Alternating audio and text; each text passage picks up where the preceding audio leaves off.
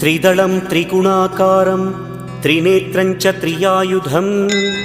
त्रिजन्म पापसंहारम् एकबिल्वं शिवार्पणम् त्रिशाखैः बिल्वपत्रैश्च अच्छिद्रैः कोमलैः शुभैः तव पूजां करिष्यामि एकबिल्वं शिवार्पणम्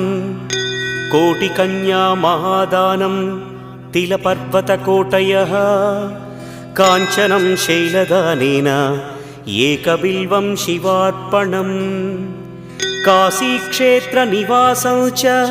कालभैरवदर्शनं प्रयागे माधवं दृष्ट्वा एकबिल्वं शिवार्पणम् इन्दुवारे व्रतं स्थित्वा निराहारो महेश्वर